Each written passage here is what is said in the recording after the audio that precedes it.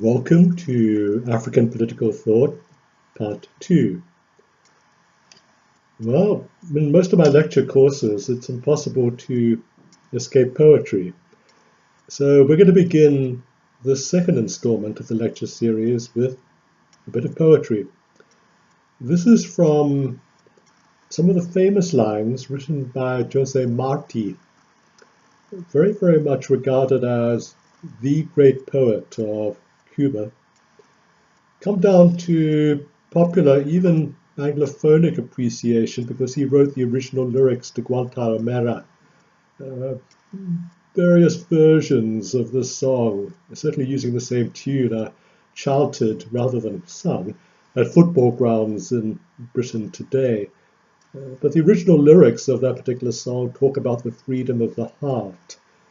But the poem by which he's best remembered has these words in it. Do not bury me in darkness to die like a traitor. I am good, and as a good man, I will die facing the sun. And he did die in 1895, facing the sun and indeed facing the rifles, helping to lead a failed invasion of Cuba, then underneath Spanish rule. And his sacrifice and the legacy of his writing were sufficient to make him almost into a saint-like creature in terms of the annals of Lusophonic rebellion, uprising, and liberation, so that he inspired his descendants in the Lusophonic territories, including in metropolitan Portugal, and became, as it were, an icon in certain African liberation struggles. So that the leader of the Angolan struggle for independence from Portugal, Augustina Neto, was himself a poet, and many of his poems echo the lines of Marti. So this is from one of the poems that Neto wrote. I remember the paths that nobody trod. I hear the distant voices of men who did not sing. I remember happy days that I never lived. In me exist lives which never were. But I see light where there is only darkness. The formation of people like Neto and people like Cabral, whose work we're going to be discussing today, their formation depended to a large extent on their being able to study in Portugal, in Lisbon. So this echoes a question that was asked by you last week when we met, and that is when we talk about the Anglophonic organization of African liberation, independence, unity, and we reference things like the Pan-African Congresses, particularly the 1945 Congress in Manchester, when we're talking about primarily English-speaking leaders. One of you asked, well, what about the Francophonic experience? How does that differ? And we discussed that in terms of negritude, in terms of the work of people like Leopold Senghor, etc. The point I want to make today is that the Lusophonic, the Portuguese language, influence, approach to formation, was different again from both the British and also from the French ways of addressing how they wanted to conduct colonialism. For the Portuguese, what you had was a sense of extending themselves as a metropole into their colonial territories. In other words, the plan was never to grant independence, but basically slowly, very slowly, to upgrade the territories in Africa until they could be regarded as departments of metropolitan Portugal. There was probably far more intermarriage in the Portuguese colonies than in many of the others. And there was an attempt to educate to quite high level an elite in these Portuguese territories. This was not by the formation of universities in these territories, but by bringing students to Portugal, primarily to Lisbon. But they were bringing these people to Lisbon, particularly in the 20th century, when for a great deal of the 20th century, the first part of it, Portugal was underneath what we would recognize as a fascist dictatorship. So the students from Africa were brought to a country where the students of Portuguese origin, their colleagues in university classes, were themselves thinking rebellion, not being able to execute it because of the repressive fascist government, and certainly suffering in terms of the constant threat of being conscripted and sent to fight in the overseas colonies, where, slowly but surely, dissent was turning into armed dissent. It turned into properly structured armed dissent when people like Neto and Cabral, who met while studying in Lisbon, went home to their respective territories. But what this meant was that when you're talking about Lusophonic liberation, you're talking about something which intimately ties into developments in Portugal. So, for instance, when finally the Portuguese colonies gained independence in 1975, it was following upon a revolution in Portugal itself in 1974, conducted by young military officers who were tired of the fascist dictatorship, particularly as it had become gerontocratic, rose up. Many of them had been students at university, and the first thing that they did by way of an act of policy was to declare a timeline of not even one complete year for the independence of the colonies. Now, this did plunge many of the colonies, but particularly Angola, into chaos, because by that time there were three rival liberation movements. But what it meant was a dramatic departure from the policies of the past. And it wasn't just a case of people like Cabral, people like Neto, learning from their Portuguese student colleagues. It was also the Portuguese students learning from their African colleagues at the universities of Portugal.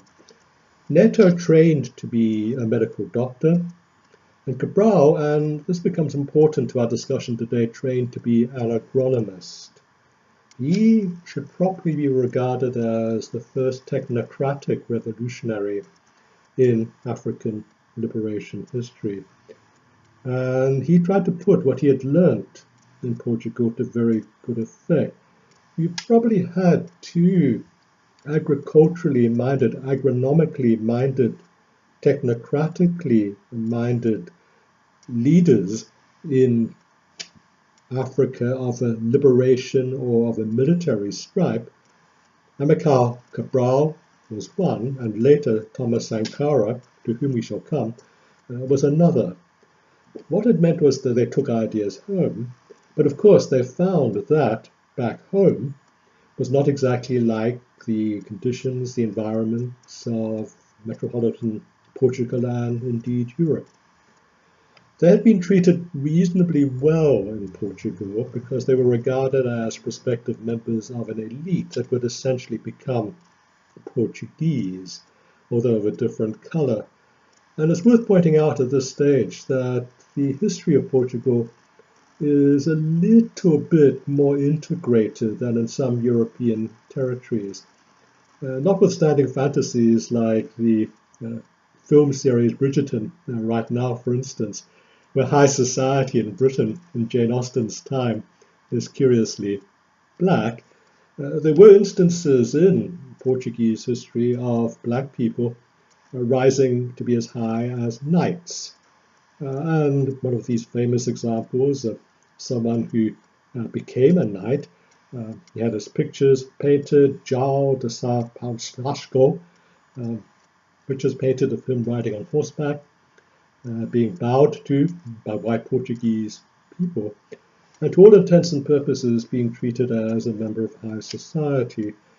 This was very slightly different even from Elizabethan England, where, despite, as it were, Othello, Shakespeare's play, the lead character Othello being often depicted as a black man, he was probably from North Africa, a Moorish mercenary admiral who helped defend in Shakespeare's play Venice. And this spoke to the relationships between Europe and North Africa at that point in time, particularly in Great Britain, because, of course, Elizabeth I was in a quarrel with Spain. Protestant England was in a quarrel with Catholic Spain, cut off diplomatically from the rest of Europe, which was largely at that stage still Catholic, and seeking diplomatic allies elsewhere, and found those diplomatic allies in North Africa. So that in Tate Britain, one of the two great Tate art galleries here in London, you'll still see hung from time to time a portrait of the Moroccan ambassador to the court of Queen Elizabeth. So there's that kind of interchange, that kind of recognition for diplomatic and political purposes. However, you won't find too many fully black, as it were, representatives in English high society in Elizabethan times. Some, as it were, incursions later, and certainly some instances of people rising, never to the top of the tree, but the Portuguese, as it were, history of this kind of interchange, of this kind of mixture, of this kind of even elite integration was very, very different from what you had in a country like England, in Great Britain as a whole. So that the conditions of study, the conditions of life that Neto and Amilcar Cabral found in Lisbon allowed them to achieve a formation that was different from elsewhere. Now, Cabral went back to what we now call Cape Verde and Guinea-Bissau to foment revolution. He and Neto basically established their liberation movements in exactly the same year, in 1956. And of course, this was just 1 year before Ghanaian independence in 1957. The Portuguese were not going to decolonize. Even so, knowing that decolonization was on the imminent agenda in other jurisdictions, gave them hope that they could achieve liberation, they could achieve decolonization, they could achieve independence, even if they had to do it by military means, because the Portuguese were prepared to fight to hold on to their territories. So that these movements were formed, in the case of Cabral, in two very different areas. Cape Verde and Guinea-Bissau are very different. Cape Verde is a group of small islands in the Atlantic off the coastline of Africa, which had not been inhabited until the 15th century, when it was basically inhabited by pirates, buccaneers, their black slaves, and never had a long-term, as it were, indigenous African population. Islands largely of volcanic origin, and because they were islands, it was difficult to coordinate a liberation movement. So what you had was the beginnings of a politicized rebellion and resistance to Portuguese rule in Cape Verde. But you had, on the mainland, where Guinea-Bissau is situated, the beginnings of a militarized uprising led by Cabral. And it's a country which has a curious history, it has a curious present day, of course. But in the ancient times, as it were, Cape Verde, as I said, was not inhabited at all, but Guinea-Bissau was part of the Malian Empire, one of the great empires of Africa, and I said that Timbuktu was home to one of the great universities of the world, and a site of great cities, a site basically of complex urban organization, governance, and government. But Mali was also a very hierarchical society which was slave owning and slave trading. Trading slaves, black African slaves, with the Portuguese. And for a long time, the Malian Empire was powerful enough to keep the Portuguese confined to the coastal areas. That did change over the years, simply because of force of Portuguese arms. So that Guinea-Bissau became colonized by the Portuguese. But then the Portuguese understood that they were dealing with a highly developed society.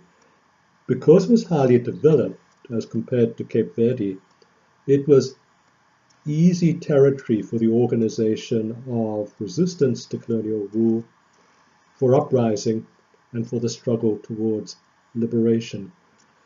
Even so, what you had was a bifurcated society, where outside of the cities, what you had were peasant communities that were not very well developed in terms of their agronomic techniques. So one of the great contributions of Cabral was in the areas that he and his liberation movement controlled. And I want to make a point here that when we talk about control in liberation struggles, we often mean denial of control to the colonial power or to the settler power. We seldom mean public administration on the part of the liberation movement. In Guinea-Bissau, however, Cabral achieved a public administration which was agronomically based. In other words, fair trading practices, scientific methods of agriculture, and forms of social organization that would facilitate efficient agriculture. He was able to demonstrate to the peasants the worthiness of the liberation struggle by the fruits, literally, that enlightened liberation could bring.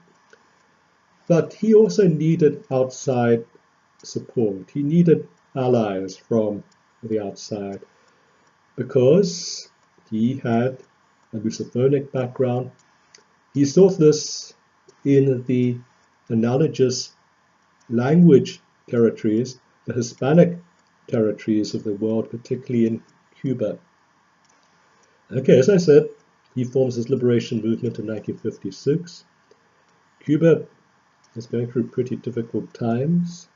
1961, President Kennedy, the American president, sponsors, or rather the CIA, but almost certainly with Kennedy's knowledge, sponsors an invasion of Cuba, a fiasco of an invasion, known as the Bay of Pigs, because that's where the mercenary army landed and was defeated by Castro's forces. But all the same, it gave a huge warning shot across Fidel Castro's bowels that he was not going to have an easy ride with trying to develop his revolution. He himself, in turn, sought help from the then Soviet Union, and this led to the 1962 Cuban Missile Crisis, when the United States were convinced that the Soviet Union, underneath Nikita Khrushchev, were sending nuclear missiles to Cuba. The American spy planes identified what were clearly launch pads for missiles. Whether these missiles were going to be nuclear tipped was another question entirely. But a naval blockade was put in place to prevent the Soviet ships from reaching Cuba. Basically, turn back or we're going to shoot you to the bottom of the sea. As a schoolboy in 1962, I was absolutely convinced, and so were my teachers and my fellow students, that World War III was about to begin. And we had all kinds of civil emergency drills, whereby when the bombs came, the nuclear bombs, we were to hide underneath our desks. We smirked, like schoolboys and indeed schoolgirls did, and because it's basically kissing your ass goodbye just before you were vaporized. And that fear ran throughout the world. In the end, it was the Soviets who decided to pull back. But even so, the sweat and the brinksmanship and the sheer worry of those days was felt even in the highest levels of American political society. Robert Kennedy, who was John Kennedy's Attorney General at that point in time, wrote a memoir about it that really does describe quite well just how difficult it was for the American side, and surely the same kinds of feelings of anguish and anxiety were felt on the Soviet side. The Soviets turned back, as I said. World War III did not begin.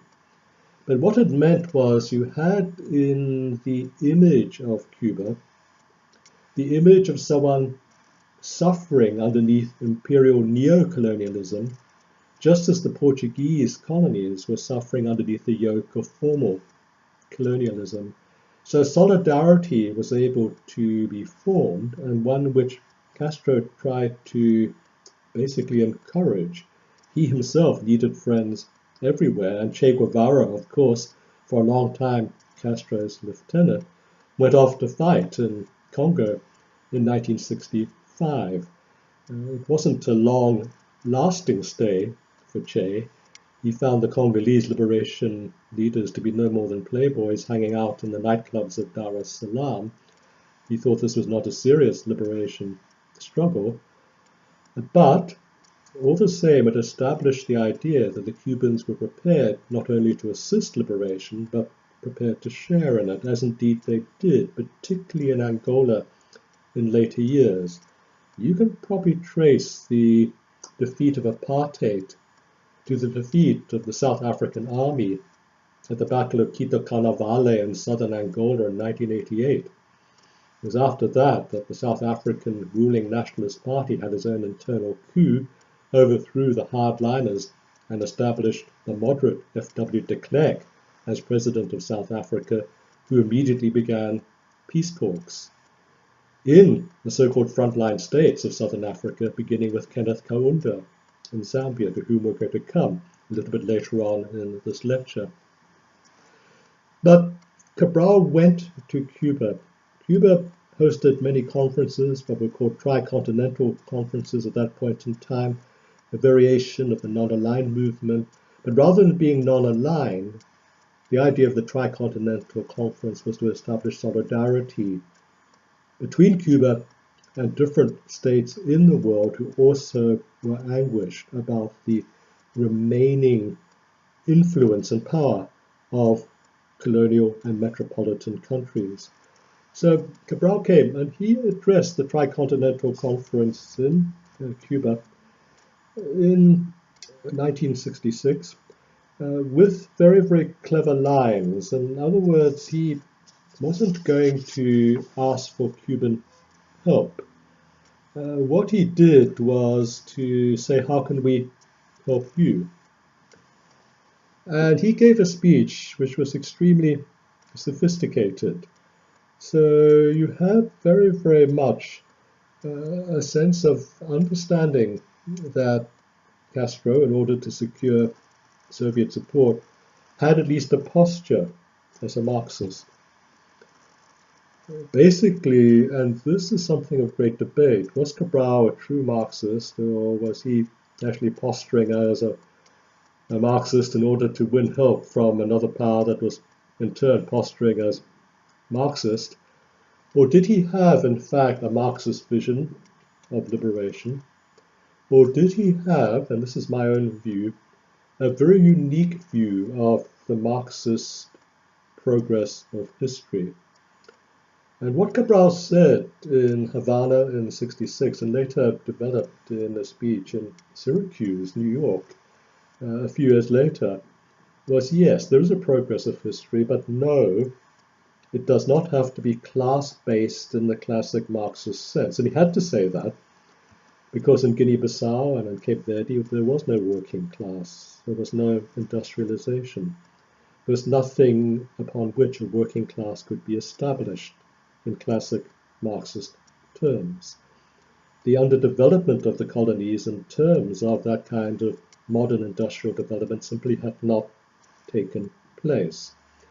And indeed, in large parts of Guinea-Bissau, there wasn't even what you would call a native bourgeoisie. So what Cabral proposed, and this is quite revolutionary as a statement that impersonated at least Marxism, was that the key ingredient, the key immediate ingredient of class struggle was to develop a petty bourgeoisie. Because only if you had a petty bourgeoisie could you have the development of a working class. The petty bourgeoisie would employ the workers. And the key turning point of a future African revolution was when the petty bourgeoisie committed class suicide and came on the side of the working class that they had helped to form in the first place. No one has said anything like this in Marxist discourse before. So to that extent, you can locate Cabral as a key thinker in Marxist discourse, not appreciated very greatly in metropolitan Marxist circles, but in terms of the conditions of the colonial territories, a Marxist quote-unquote thinker who made a profound contribution with what we might politely call a revisionist Marxism.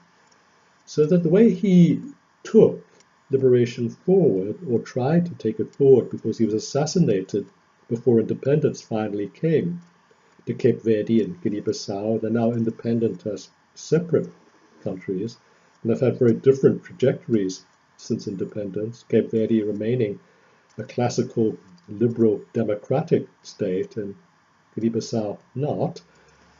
What you had very, very much was a sense of difference in terms of the trajectory towards independence, and a thoughtful one which made a major contribution to Marxist thought, predicated on the links that Cabral had with other Lusophonic and Hispanic colleagues, territories, and states, a sense of solidarity which was Hispanic and Lusophonically based, and not based in any real sense at all on links with the Francophonie or with the Anglophonic world and their resistance movements. So I've tried to paint this picture by way of contrast with Kenneth Kaunda. We'll be looking a little bit later at Kenneth Kaunda in terms of his relationship with other leaders like Julius Nyerere of Tanzania, Kwame Nkrumah in Ghana. We'll be doing that next week. I want to concentrate on Kaunda this week by way of contrast to Cabral, both in the way he developed his thought and what you had by way of the legacy of his thought. And Kaunda is still alive, he's in his 90s now and very, very frail, still appears on his walking stick and dances in formal ceremonies from time to time, cutting a very colourful figure and regarded now as the grand old man of Zambian politics, one of these presidents who does much good by way of being a public conscience figure after leaving power. Certainly he left power in a very dignified fashion when he was overthrown in democratic elections that he was forced to hold. The dignity of Kaunda, however, that he showed on the occasion of conceding a defeat in the elections of 1991 in Zambia, very, very much was a counterpart to the dignity that he tried to use in his conduct against white minority rule on his southern borders. What you had was, in Zambia, a liberation struggle which was not military at all, it was militant in the sense that there were the occasional riots, particularly in a part of Lusaka, which is now commemorated by the name of the long street, Cha-Cha-Cha Road, and named after the chant of the rioters. They would throw stones, shouting Cha-Cha-Cha, at the same time as they threw stones. And you had not much more violence than stone throwing. Even so, it made Kaunda into a target on the part of the white authorities. He had to go into hiding. He basically could not be found by the British or their white settler affiliates, because the last place they thought about looking was in the Indian community, the descendants of indentured labor to Zambia. There was meant to be bad blood between black Africans and Indians. But the Indian community harbored him in the same suburb that still is the headquarters of the Indian community in Lusaka, Zambia, to this day, Kamwala, and basically hid him underneath beds as British patrols motored by outside. And while he was hiding under beds, gave him copies of the works of Gandhi to read, so that he became fascinated by how Gandhi, using ostensibly pacific means, stood up to the British in India. He developed a philosophy which was essentially pacific in its renditions, not quite so pacific in terms of some of its enactments, but certainly to all intents and purposes, he presented himself to the outside world as someone who struggled for independence in a peaceful, if militant, fashion, and who then tried to face down the white South in a pacific manner. This is problematic, of course, because the white South was very heavily armed. What happened was that after independence finally came in 1964 to Zambia, and Kaunda always took care to have at least one Indian member of every single one of his cabinets as recognition of how he had been treated so well by the Indian community when he was on the run. What you had after 1964 was, of course, in 1965, the declaration of unilateral independence on the part of white-ruled southern Rhodesia. Zambia had been northern Rhodesia in the colonial days. Led by Ian Smith, the white settlers in southern Rhodesia basically said never in 1,000 years will there be majority rule in southern Rhodesia, what is now Zimbabwe. And because these territories, southern, northern Rhodesia, what was then called Nyasaland before it became independent very shortly afterwards as Malawi, what you had with those three countries and South Africa was the historical presence of Cecil Rhodes, corporate colonialism. And Rhodes had built roads and railway links that led north to south. Mozambique to the east of Zambia was then still underneath Portuguese rule, so it would take another 11 years or 10 years from 65 to 75 before independence came to Mozambique. So white settlers in control there too. And what the white South was confident about was that apartheid South Africa and white settler minority rule Rhodesia could economically strangle Kaunda's regime if it tried too hard to be an obstacle to their ambitions to retain white rule. So that the proposition of a pacific resistance to apartheid and to racism was to an extent pragmatic as well as Gandhian, because Kaunda thought, I don't even have an army and an air force that's well developed yet. I've told you that he didn't even have a university at first. He had 99 university graduates in the entire country. If that wasn't enough to run a civil service, it certainly wasn't enough to populate an army and an air force with high-ranking officers. He knew he had to start these things from scratch, basically develop an air force, certainly from scratch, which he did first of all with some British help and then with Italian help, but dared not risk his forces in battle with the white Rhodesians and particularly with the military superpower of the region, apartheid South Africa. All the same, he knew he had to play a game of brinksmanship.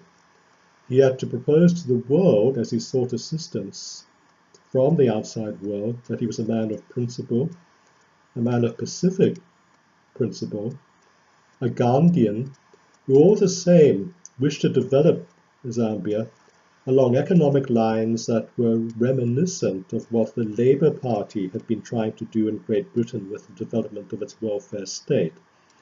In other words, when you read Kaunda's writings on economic and socio-economic development, they are directly echoing the work of people like Harold Lasky, people like Tawney, the intellectual progenitors of social democracy and of the welfare state in Great Britain. Pioneers of that kind of thought, which you've got to remember really only began to gain traction in the 20th century. So for Kaunda to say, I'm going to imitate this, literally just a few decades after these policies of social democracy were first proposed to governments in Great Britain, that was a very, very great ambition. Kaunda also was pragmatic in this regard because it enabled him to be adopted by the intelligentsia of the British Labour Party, the Fabian Society in particular, that part of the Labour Party that followed in the wake of the Bloomsbury set, next door to SOAS. So one of the things that you've got to do when finally the pandemic comes to an end is not only to go to the Marlborough Arms, which I discussed with you as being the place where radical students who became future leaders of particularly Southern Africa, but not just Southern Africa, would congregate to drink, just a minute or two's walk from SOAS. You've also got to go to Gordon Square, next door basically to the SOAS precinct, where the Bloomsbury set used to hang out, Virginia Woolf, Lytton Strachey. But was Virginia Woolf's husband, who is undersung by comparison to Virginia Woolf, who of course has been celebrated by feminist thought. But what you had in terms of a power couple of their day was the husband leading the Labour Party in his first contemplations as to what to do about Africa. Foreign aid was basically developed as a doctrine in its modern form in Gordon Square. What you had was the idea of social democracy which could be exported. And Kaunda picked up on this.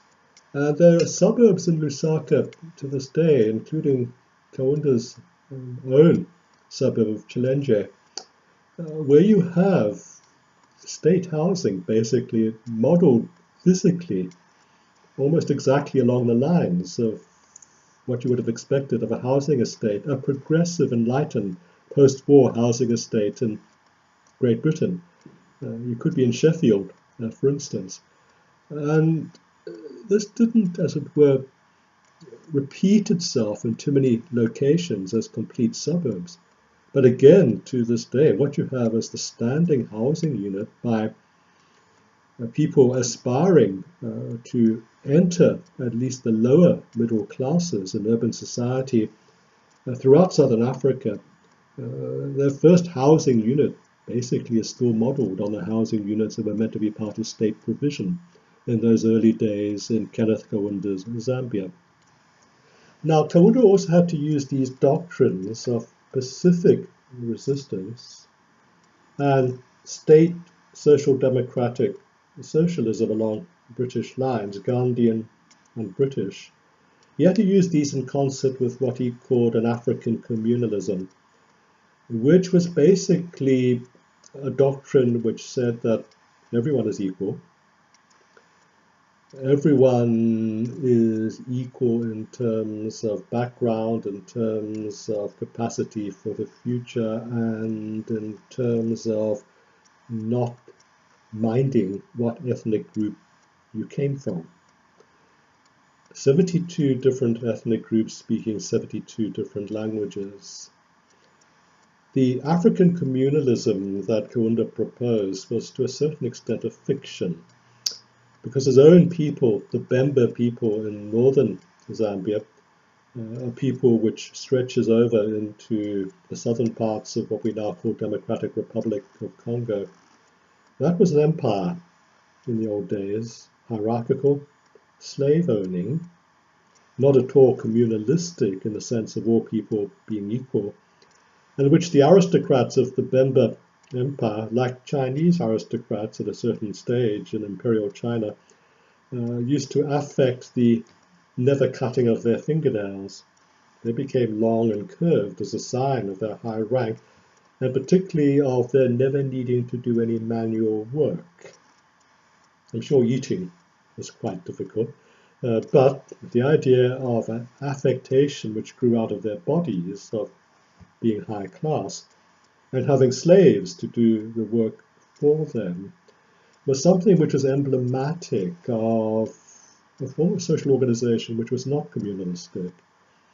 So, although there were horizontal societies as well in the 72 different groups with their 72 different languages in Zambia, what you had was the suggestion that somehow the new nation, and the mantra was one Zambia, one nation, you got that repeatedly, that mantra was to suggest that, look, we have to unite rather than choose any one group's history. We're going to suggest a common history. We're going to link that with Christianity because Christianity in its Christological form is meant to be communalistic.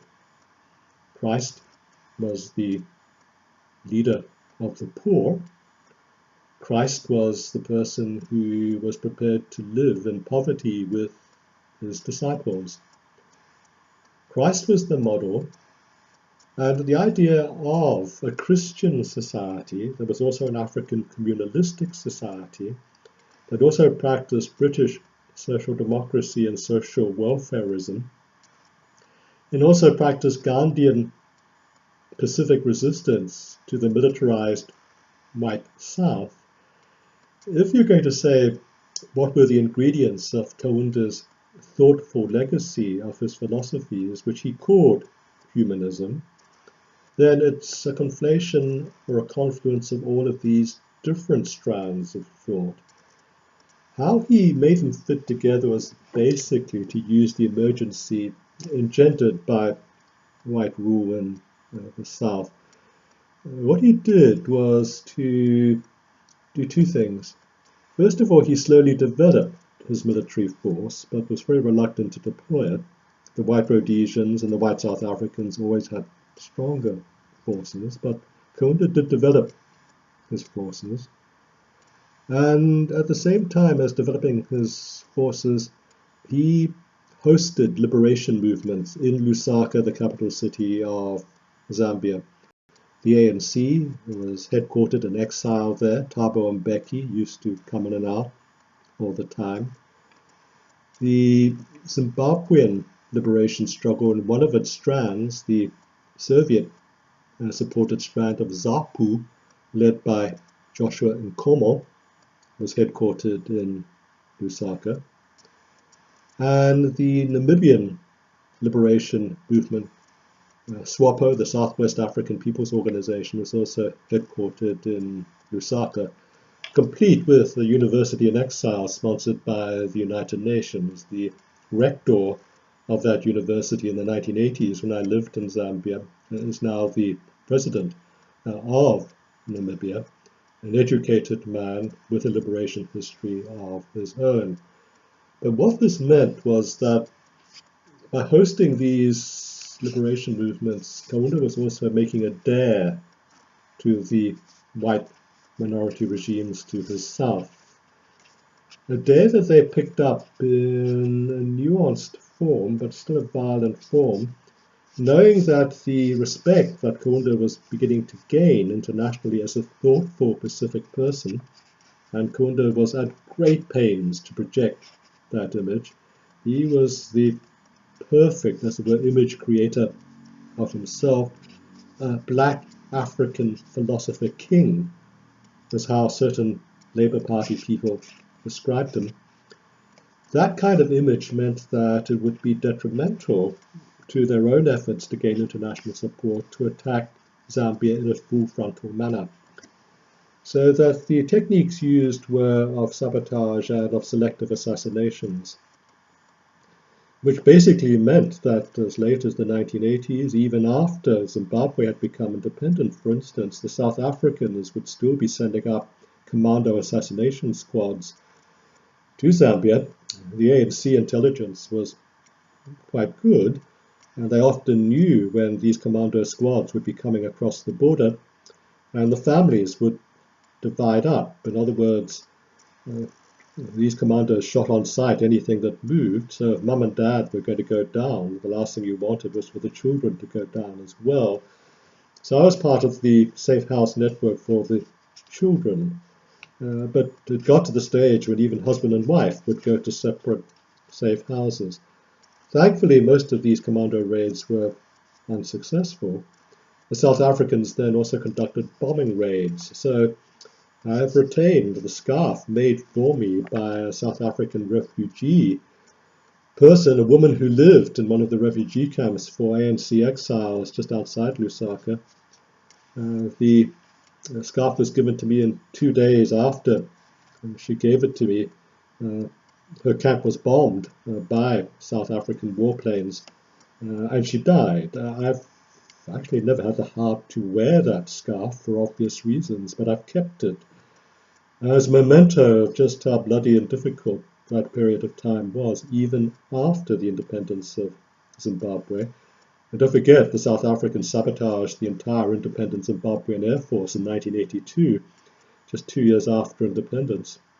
And basically from 1984 onwards conducted what they called total strategy to destabilize in different ways all of the states in Southern Africa to ensure they would not go too far in supporting the ANC.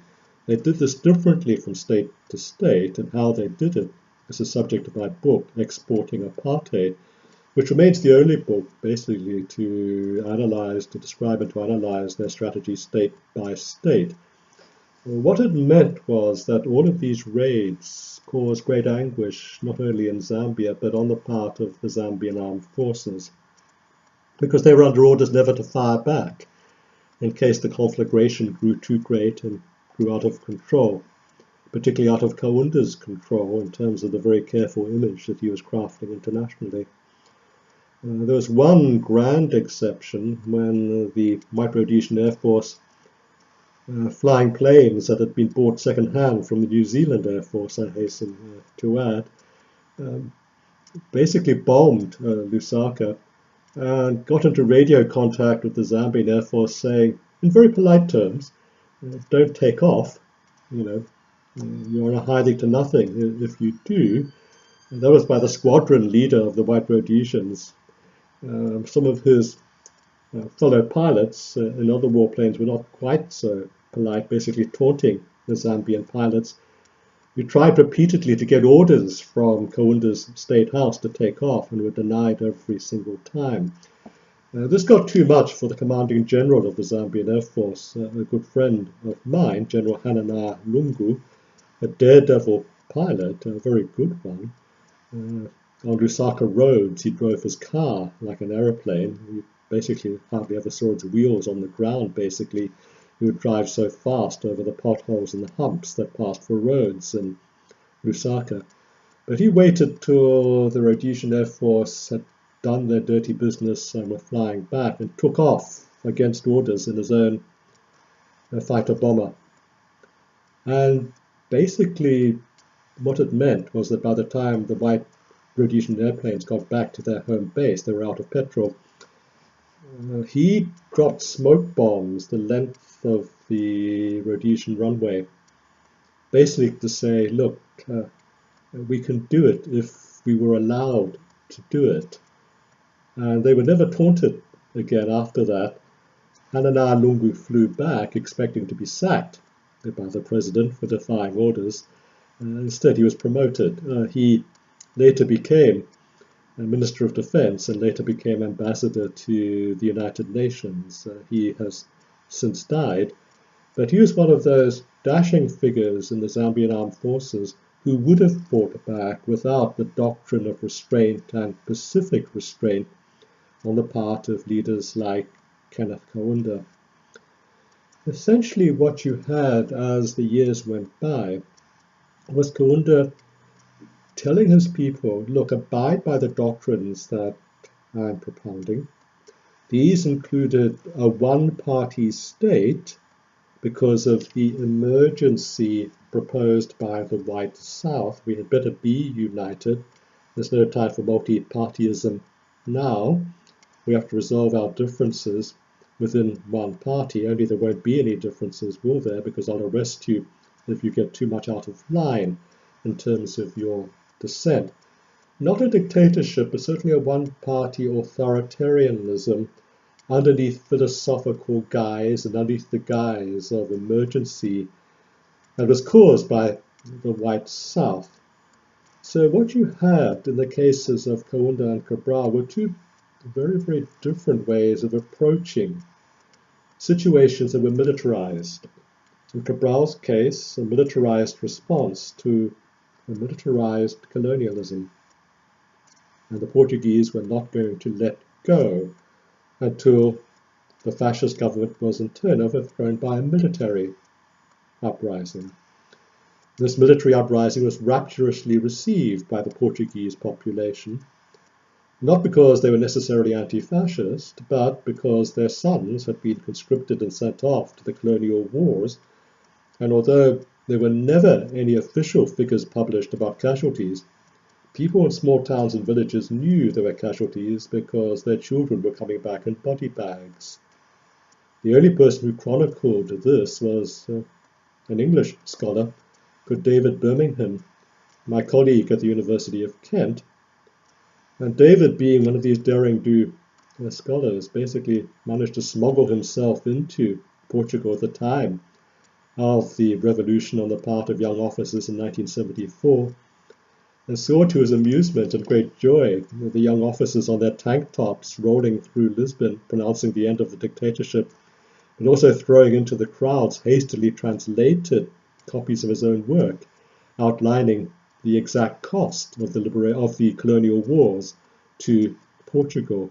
Only David could have that kind of experience, and he would relate that over dinner, chuckling to the rest of us that he had been able to witness history as he himself had recorded history. Only it was a recorded history that had not been available to those who were experiencing that history. But what it meant was that you had in the Portuguese territories leading up to that moment a full-fledged military response to military occupation and militarized colonization, albeit one that developed intellectually an elite class, hoping they would be leaders of those countries in a more developed version of the colonies that became part of metropolitan Portugal. How long this was going to take, no one projected, sort of like equality on the Never Never, perhaps. Certainly there was an elite class. There was not an elite class in Zambia. As I said, 99 university graduates, only 2 of whom had received British government scholarships. It meant basically people trying to make their own way towards university education in different countries. As I said, India, on behalf of the non-aligned movement, provided many scholarships. So when I completed the 1984 Lusaka Marathon, the very first marathon ever held in Zambia, I received my medal from the Prime Minister, that was one stage below the President, and he had received his master's degree in India as part of this non-aligned outreach. But 99 university graduates could not constitute by itself an elite. And even the number of high school graduates was very, very low. So what you had in terms of Kaunda's doctrine of humanism, with all of its different component parts, was an attempt to create a high level of unifying thought. It was basically an elite thoughtful vehicle to take the place of educational formation, which had been lacking, which had been denied. Trying to get people to buy into this thought and its constituent philosophical parts, Gandhiism, by way of its exemplary pacific nature, could be understood. It could be understood in the sense that it had defied British rule and overcome British rule in India. It could be accepted very much in terms of the good relations between the Indian and the African communities in Lusaka and in the rest of Zambia, where after all the Indian community was simply one extra on top of the 72 other communities and on top of the white community. That kind of pluralism worked. So using Gandhiism as an example, particularly in terms of a response to the white South, also worked. Christianity worked. You're never going to get a decolonial project that takes Christianity out of most African locations, those who are not Islamic, and you're not going to get Islamic formation out of those countries that have Islamic influence. Decolonialism is going to hit basically a bedrock that can go no deeper because of these kinds of religious influences that have become part of the thoughtful fabric of societies and local philosophies. Kaunda knew this and used it. He used it both because he was a true believer, because it was convenient. Social democracy is something he promised would be the fruits of bearing with him. Economic development never came, because the one thing that Kaunda lacked, despite all kinds of declarations and policies that were high-sounding, that pointed to a future of economic prosperity, he never really did have an economic policy. The country is terribly in debt today. It was terribly in debt in Kaunda's day. Perhaps more reason in Kaunda's day, because of all of the strangleholds that the White South could hold whenever it wanted to over his economic lifelines. A landlocked country, he had to get his copper exports out and he had to get imports in. But basically, the word copper says it all. He never diversified the economy from copper, to a much more limited extent, platinum, some cobalt, but copper it was, so that he was dependent on transport links through the White South. He was dependent on the international price for copper, which fluctuated. He had no diversification plans of any meaningful sort in his economy. There still really isn't, although there's some tentative starts to something that you might call a scientific agronomic project in Zambia now, but still very, very much at a minority stage in the economic profile of Zambia as a whole, which meant that economic dissatisfaction was what led eventually to the cause for democratic elections in Zambia, led by the university students in the first instance, basically saying, look, we've waited long enough, now it's time. The Berlin Wall had fallen in 1989. The Zambians rose up pretty much shortly afterwards and said, look, if the communist countries, ourselves also, and if the television cameras had been there, and they weren't, they would have seen whole cities in the streets asking for Kaunda's removal. And in the end, he had to concede. I went to those elections. I also saw him 2 weeks before in Zimbabwe at the Commonwealth Summit meeting held then, and he was white as a sheet. He knew he was going to be defeated. But the manner of his accepting his defeat, and I was able to see this, was so profoundly gentlemanly and dignified that it was one of these rare occasions when someone who was leaving office and everyone had wanted him to leave office suddenly forgave him for all of his long hanging on to office well past his sell-by date. And probably if you were to sum up his departure and his thought and his resistance to the White South in one word, actually it wasn't a one word that said equality, it was a one word that said dignity. In Kaunda's thought, freedom actually meant the opportunity for dignity, the dignity of the African human subject. This is something which was echoed to a certain extent by Nyerere, echoed in a different way, but also to an extent by Ghana's Kwame Nkrumah. And we'll be having a look at the thought of those two and how they compared to the thought of Kenneth Kaunda next week. So, ladies and gentlemen, thank you very much for listening to this week's lecture.